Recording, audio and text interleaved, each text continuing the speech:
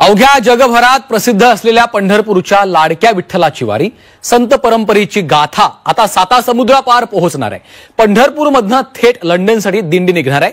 लंडनमध्ये विठ्ठलाचं मंदिर साकार होतंय आणि त्याच निमित्तानं ही दिंडी नागपूर मार्गे लंडनला जाणार आहे। ही आंतरराष्ट्रीय दिंडी कशी असणार आहे पाहूयात।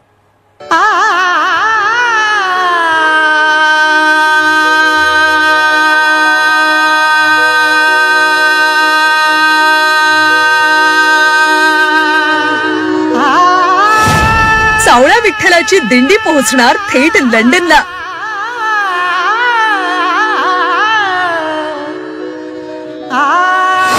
पंढरपूर ते लंडन 16,000 किलोमीटरची दिंडी।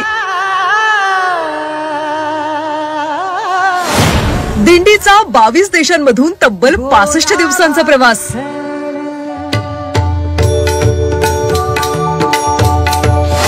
बोलावा विठ्ठल, पहावा विठ्ठल, करावा विठ्ठल जीव भाव।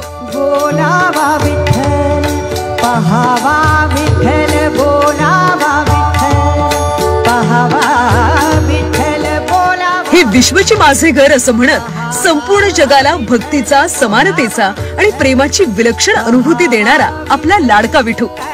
याच विठ्ठलाचं आता थेट यूके मधल्या लंडन मध्ये मंदिर उभारलं जातंय आणि विठ्ठलाच्या या मंदिरासाठी पंढरपूर मधून विठोबाच्या पादुका घेऊन दिंडी निघणार आहे। या प्रवासासाठी रस्ते मार्गाचा वापर करत वाहनाचा उपयोग करून ही दिंडी प्रवास करणार आहे। पंढरपूरच्या मंदिरात आहे तशीच हुबेहूब मूर्ती तयार केली जाणार आहे। अनिल खेडकर यांनी पंढरपूर पायी वारीतून याची प्रेरणा मिळाल्याचं सांगितलंय।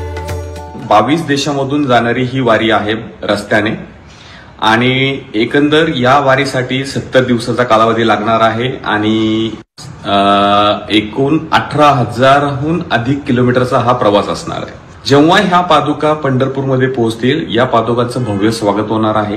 तर हा पूर्ण वारीचा प्रवास पंढरपूर ते लंडन 14 एप्रिल 2025 ला सुरू होऊन 21 जून 2025 ला लंडनमध्ये समाप्त होणार आहे। दरम्यान विठ्ठलाची ही दिंडी 22 देशांमधून 65 दिवसांचा प्रवास करून 21 जून रोजी लंडन इथं पोहोचणार आहे। दिंडीचा प्रवास कसा असेल पाहूयात। भारत, नेपाळ, चीन, Kyrgyzstan, Uzbekistan, Kazakhstan, Russia, Romania, Georgia, तुर्की, Bulgaria, Serbia, Hungary, Costa Rica, Czechoslovakia, Germany, France, Netherland, Belgium आणि ब्रिटन या देशांमधून ही दिंडी प्रवास करणार आहे।